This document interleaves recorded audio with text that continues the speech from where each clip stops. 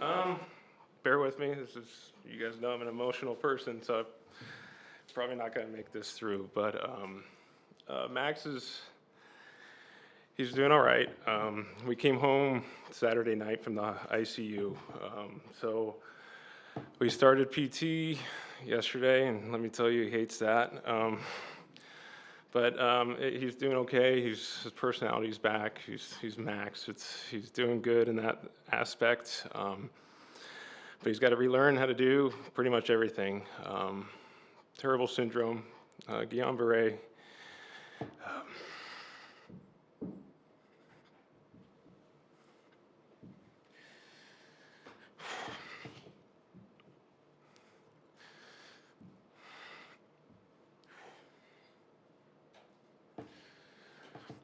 He's doing okay. He's on his way to being better. How are you doing? I know this is a really tough time, but just how does, I guess, coming back to baseball, do you allow that just to kind of give yourself a moment? It's a good thing I'm here because that means things are trending better. Chelsea and I, it's been a long week.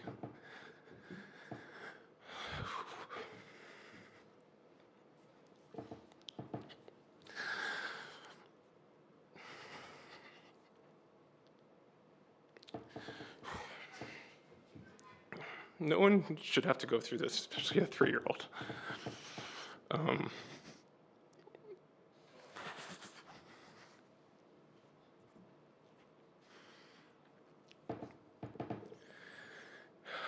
I don't know how many times Chelsea and I said we wish we could switch, you know. Friday was hard. That's a hard day. So I think you guys know, like, the Giant series was obviously a very tough time for us as well. He woke up Monday morning with a limp. And by Monday night, he couldn't walk anymore. We took him everywhere. A lot of people were telling us, and telling us it was transient synovitis, which is just like a pain in the hip that causes kids after you get a viral infection. So he was spot on with that. Like, he really was. If you look up those symptoms, that's exactly what Max had. But Tuesday, he still couldn't walk, and he couldn't sit up anymore by that time.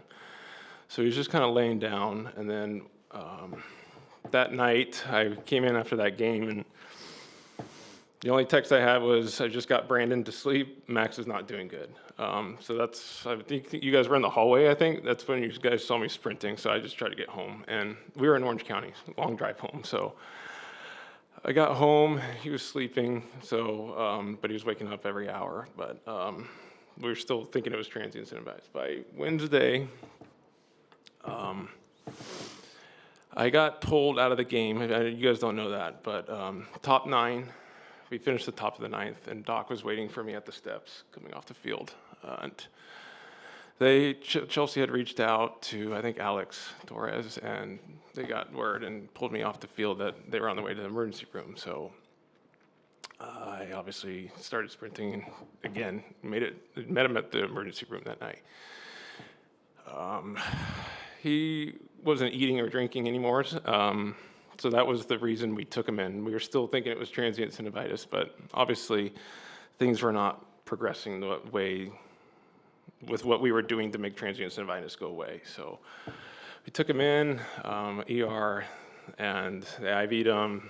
They did a bunch of tests, but even they thought it was transient synovitis still. So they gave him Toradol to help with pain, but that didn't even work. But they said if you give him 4 to 6, every 4 to 6 hours of Tylenol, he should be okay. We think it's transient synovitis. I said, okay, sounds good. So we got discharged at 3:30. We had a 1 o'clock game. I still came and played. I had an hour of sleep. So I was surprised I got a hit that day.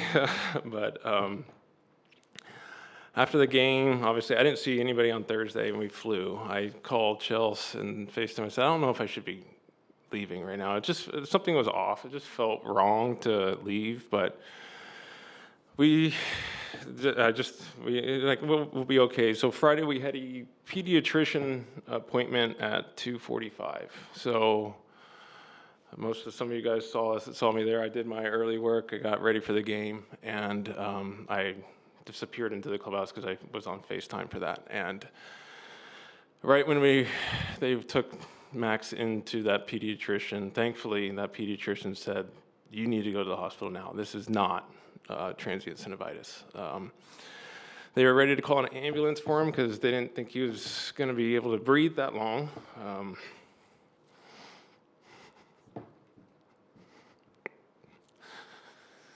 So I immediately ran and told Scott to help me get home.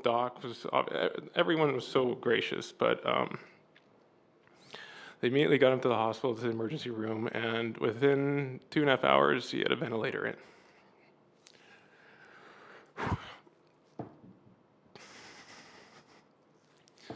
The paralysis usually doesn't take that quickly to move up your body, so it starts in your feet and goes up. Within 4 days, it had reached his shoulders, which is affecting his diaphragm and breathing. So I'm at an airport trying to fly home and getting updates like it was absolutely awful. But I can imagine my wife, my family being there and seeing all this happening to your son. She watched everything in person. So by 7:30, he was completely ventilated, feeding tubes, everything. So I walked in about 10 o'clock.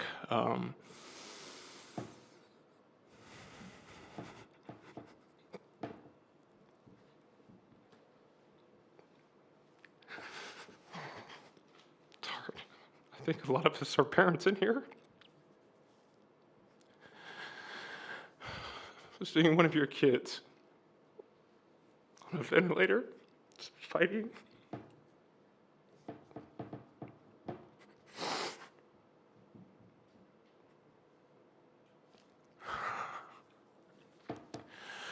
It was hard.